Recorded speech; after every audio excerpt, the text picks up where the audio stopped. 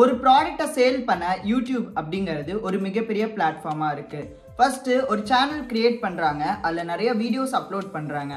ஒரு ரீச் கிடைச்சதுக்கு அப்புறம் அவங்களே ஒரு ப்ராடக்ட்டை இன்ட்ரடியூஸ் பண்ணி அந்த ப்ராடக்ட்டை சேல் பண்ண ஸ்டார்ட் பண்றாங்க. சில பேர் அவங்களோட ப்ராடக்ட்டை மார்க்கெட்டிங் பண்றதுக்காக யூடியூப் சேனல்ஸ் கிரியேட் பண்றாங்க. மோரல்லெஸ் என்னைய பொறுத்த வரைக்கும் ரெண்டுமே சேம் தான். அஃப்கோர்ஸ் நானுமே என்னோட ப்ராடக்ட்டை சேல் பண்றதுக்கு ஒரு சேனல் வச்சிருக்கேன். சரி, கடைசியா நீ என்னதாண்டா சொல்ல வர அப்படின்னு கேட்டீங்கன்னா, welcome to introvert to extrovert. நான் நிதிஷ். இந்த சீரீஸ்ல நம்ம யூடியூபர்ஸ் அவங்களோட ப்ராடக்ட்டை சேல் பண்றாங்கல்ல, அதை ஆஸ் அ கஸ்டமரா நான் அதை பை பண்ணி அதோட ரிவ்யூ, என்னோட ஹானஸ்ட் ரிவ்யூ என்ன அப்படிங்கறத இந்த சீரீஸ்ல சொல்ல போறேன். எவ்ரி மண்டே ஷார்ப்பா 4 PM ஒவ்வொரு ப்ராடக்ட்டை நம்ம ரிவ்யூ பண்ண போறோம். இந்த ப்ராடக்ட்ஸ் எல்லாமே வந்து பாத்தீங்கன்னா யூடியூபர்ஸ் சேல் பண்ற ப்ராடக்ட்ஸ் மட்டும்தான். உங்களுக்கு ஏதாவது சஜஷன்ஸ் இருந்தது அப்படின்னா நீங்க கமெண்ட்ல சொல்லலாம். இதுதான் என்னோட இன்ஸ்டாகிராம் ஐடி. நீங்க யாராவது ஃபாலோ பண்ணல அப்படின்னா கண்டிப்பா ஃபாலோ பண்ணிக்கோங்க. சரி, ஃபர்ஸ்ட் சேனல் என்ன சூஸ் பண்ணா அப்படின்னு சொல்லி நானும் ஃபுல் ரிசர்ச் பண்ணிட்டு இருந்தேன். கடைசியில ரிசர்ச் எல்லாம் வேண்டாம் அப்படின்னு நான் சூஸ் பண்ண சேனல் தான் பிம்பாம் லைஃப் ஸ்டைல். இந்த சேனலை சூஸ் பண்ணதுக்கு 2 காரணங்கள் இருக்கு. ஒரு சேனல் அவங்களோட ப்ராடக்ட்டை சேல் பண்ண ஸ்டார்ட் பண்ணதை நான் முதல்ல கேட்டது பிம்பாம் லைஃப் ஸ்டைல்ல இருந்து தான். ரெண்டாவது, இந்தியா போஸ்ட்ல ஒரு கம்பெனி ஃபர்ஸ்ட் ஒரு லிக்விட் ஐட்டமை இந்தியா முழுக்க கொரியர் பண்ணுது அப்படின்னா அது பிம்பாம் லைஃப் ஸ்டைல் தான். இது 2 காரணங்களுக்காக தான் நான் பிம்பாம் லைஃப் ஸ்டைலை ஃபர்ஸ்ட் தேர்ந்தெடுத்தேன். நான் இவங்களோட சேனலை ஃபர்ஸ்ட் பார்க்க ஆரம்பிச்சது லாக்டவுன் டைம்ல தான். பிம்பாம் அண்ட் அவங்களோட பாட்டி 2 பேரும் சேர்ந்து நிறைய வீடியோஸ் போடுவாங்க. ரொம்ப நாள் பார்த்துட்டு இருந்தேன். அதுக்கப்புறம் ஒரு சின்ன பிரேக். அதுக்கப்புறமேட்டு கண்டினியூ பண்ணும் போது தான் தெரிஞ்சது இவங்க பார்ட்டி ஏர் ஆயில் அப்படின்னு ஒன்று சேல் பண்ண ஸ்டார்ட் பண்ணாங்க அப்படின்னு. இப்போ அவங்களோட மோஸ்ட் ஆஃப் த வீடியோஸ் எல்லாமே அவங்களோட ப்ராடக்ட்டை ப்ரொமோட் பண்ற மாதிரி தான் இருக்கு. நானே நிறைய வீடியோஸ் பார்க்கும்போது இவங்களோட ப்ராடக்ட்டை ஒரு டைம் ஆச்சு வாங்கி பார்க்கணும் அப்படின்னு சொல்லி நிறைய வாட்டி நினைச்சிருக்கேன். அது உங்க மூலியமா இன்னைக்கு நிறைவேறி இருக்கு. நான் இவங்களுக்கு ஃபர்ஸ்ட் வாட்ஸ்அப்ல ஹாய் அப்படின்னு சொல்லி மெசேஜ் பண்ணேன். ஆட்டோமேட்டட் மெசேஜ் ஒன்று எனக்கு வந்தது. அதுக்கப்புறமேட்டு எந்த ஒரு மெசேஜுமே எனக்கு வரல. நான் அவங்களோட ப்ரொஃபைல் போய் பார்த்ததுக்கப்புறம் அதில் கேட்லாக் பக்கத்தில் அவங்களோட வெப்சைட்டோட லிங்க் இருந்தது. சரி, ஓகே அப்படின்னு சொல்லி வெப்சைட்டை ஓப்பன் பண்ணேன். அவங்க வெப்சைட்டோட யூசர் இன்டர்ஃபேஸ் ரொம்பவே சூப்பராக இருந்தது, யூசர் ஃப்ரெண்ட்லியாக இருந்தது. வெப்சைட்குள்ளே போனதுக்கு அப்புறமேட்டு அவங்களோட 3 ப்ராடக்ட் டிஸ்பிளே ஆச்சு. 100 ml, 200 ml, அப்புறமேட்டு 1 லிட்டர் 3மே டிஸ்பிளே ஆச்சு. நமக்கு தேவையானது 100 ml தான். ஸோ 100 ml கிளிக் பண்ணேன். என்னோட நேம், அதுக்கப்புறம் ஃபோன் நம்பர் கேட்டுச்சு. ஃபோன் நம்பர் கொடுத்ததுக்கப்புறம் ஓடிபி கேட்டுச்சு. எனக்கு அப்பயே டென்ஷன் ஆச்சு. ஓடிபி கேட்குது, நீ அட்ரஸ் ஃபில் பண்ணணும், நிறைய வேலை இருக்கே அப்படின்னு சொல்லிட்டு ஓடிபியை வந்து காப்பி பேஸ்ட் பண்ணேன். ஓடிபி காப்பி பேஸ்ட் பண்ணதுக்கப்புறம் அதுவே ஷிப்பிங் அட்ரஸை ஃபுல்லாக நம்மளோட லொக்கேஷன் மூலிமா எடுத்துருச்சு, பின்கோடில் இருந்தே. எனக்கு அது ரொம்பவே சந்தோஷமாக இருந்தது. பேமெண்ட் சக்ஸஸ்ஃபுல்லாக பண்ணிட்டேன். ஆனால் நாம் சும்மா இருப்போமா, அதோட ஸ்க்ரீன்ஷாட்டை எடுத்து மறுபடியும் வாட்ஸ்அப்பில் சென்ட் பண்ணேன்.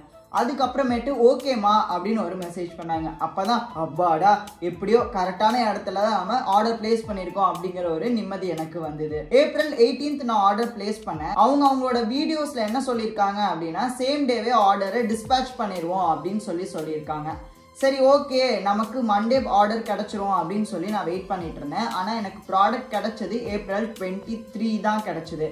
அப்புறமேட்டு நானே ஒரு கால்குலேட் பண்ணி பார்க்கும் போது கரெக்டாக இருந்தது அப்படின்னு தோணுச்சு. என்ன அப்படின்னா, ஏப்ரல் 19 ஃப்ரைடே எலெக்ஷன் டே. ஸோ அதனால அவங்களால டிஸ்பேச் பண்ணியிருக்க முடியாது. சாட்டர்டே அண்ட் சண்டே எல்லா பக்கமும் ஹாலிடே மாதிரி அவங்களுக்கும் ஹாலிடே இருந்திருக்கலாம்.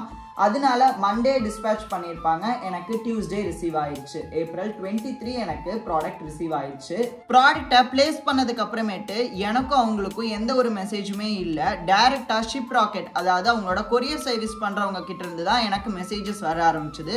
உங்களோட ஆர்டர் பிக்கப் ஆயிடுச்சு, உங்களோட ஆர்டர் வந்து பிம்பாம் இன்ட்ரெஸ்ட்லேருந்து உங்களுக்கு டிஸ்பேச் பண்ணிட்டாங்க, அரைவ் ஆக போகுது, இந்த அன்னைக்கு அரைவாக வாய்ப்பு இருக்கு. இந்த மாதிரி எல்லா மெசேஜும் எனக்கு வாட்ஸ்அப்ல அவங்களோட மெசேஜஸ் தான் நிறைய வந்தது. இப்ப ப்ராடக்டோட பாக்ஸ் எப்படி இருக்கு அப்படின்னு சொல்லி பார்க்கலாம். எல்லோ கலர் பாக்ஸ்ல பிம்பாம் அப்படிங்கறதான் ஃபர்ஸ்ட் தெரிஞ்சது. 2 பக்கம் நான் சிசர் வச்சு கட் பண்ணியும் எனக்கு பாக்ஸை புல் பண்றதுக்கு கொஞ்சம் கஷ்டமா தான் இருந்தது.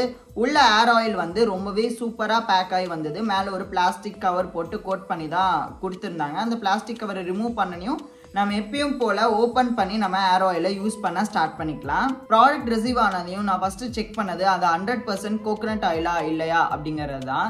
என்னதான் அவங்க சொன்னாலும் நமக்கு அந்த டெஸ்டிங் அப்படிங்கிறது பண்ணாதான் ஒரு சாட்டிஸ்ஃபேக்ஷன் கிடைக்கும். ஃபர்ஸ்ட் ஸ்மெல் பண்ணி பார்த்தேன். எனக்கு கோகோனட் ஆயிலோட ஸ்மெல் நல்லாவே வந்தது. செகண்ட், ஒரு கப்ல கொஞ்சமா அந்த ஆயிலை ஊத்திட்டு ஃப்ரிட்ஜ்ல வச்சேன். கோகோனட் ஆயிலா இருந்தது அப்படின்னா ஒரு மாதிரி மில்கிஷ் ஒயிட் கலர்ல அது ஃபார்ம் ஆகும். இப்ப இருக்கக்கூடிய சீசன்ல நம்ம வெளியில வைக்க முடியாது, அவ்வளோ கூலிங் ஒன்றும் இல்ல. அதனாலதான் ஃப்ரிட்ஜ்ல வச்சேன். ஃப்ரிட்ஜ்ல வச்சு எடுத்ததுக்கு அப்புறமேட்டு நல்ல ஒரு மில்கிஷ் லேயர் ஃபார்ம் ஆயிருந்தது. சரி, ஓகே, இது 100% கோகோனட் ஆயில் அப்படிங்கிறது ஸ்மெல்லையும் தெரிஞ்சிருச்சு, அதே மாதிரி நம்ம ஃப்ரிட்ஜ்ல வச்சு பார்த்ததுலயும் தெரிஞ்சிருச்சு. இனி என்ன, அடுத்தது அப்ளை பண்ணி குளிக்கிறது தான். ஆயில தலையில ஊத்தி நல்லா மசாஜ் பண்ண ஸ்டார்ட் பண்ணிட்டேன். ஒரு 1/2 hour லீவ் பண்ணதுக்கு அப்புறமேட்டு போய் குளிச்சுட்டு வந்துட்டேன். குளிச்சுட்டு வரும் போதே பாத்தீங்கன்னா ஒரு 2-3 தடவை ஷாம்பு போடுற மாதிரி இருந்தது. ஆனா முடி சாஃப்டா இருந்தது. Coming to the end part, இந்த ஹேர் ஆயில் நான் வாங்கும் போது 250 rupees. எனக்கு ஒரு விஷயம் தோணுச்சு, ஆனா அது கரெக்டா தப்பா அப்படிங்கிறது எனக்கு தெரியல. அவங்க யூஸ் பண்ற அந்த எல்லோ கலர் கார்ட்போர்ட் பாக்ஸ் கண்டிப்பா நார்மல் கார்ட்போர்ட் பாக்ஸை விட ரேட் அதிகமாக தான் இருக்கும். அதுக்கு பதிலா நார்மல் கார்ட்போர்ட் பாக்ஸை யூஸ் பண்ணி ரேட்டை கட் பண்ணா ஏர் ஆயிலோட ரேட்டும் நமக்கு கம்மியாகும். ஸோ மோர் கஸ்டமர்ஸ் வருவாங்க அப்படின்னு சொல்லி நான் நினைக்கிறேன். நீங்க யாராவது பிம்பாம் லைஃப் ஸ்டைலோட பிம்பாம் பார்ட்டி ஏர் ஆயில் ட்ரை பண்ணியிருக்கீங்க அப்படின்னா உங்களோட எக்ஸ்பீரியன்ஸ் எப்படி இருந்தது அப்படிங்கிறத கமெண்ட்ல ஷேர் பண்ணுங்க. அடுத்த மண்டே இன்னொரு இன்ட்ரெஸ்டிங்கான ஒரு சேனல்ல இருந்து ஒரு இன்ட்ரெஸ்டிங்கான ப்ராடக்டோட நான் உங்களை மீட் பண்றேன். Until then by.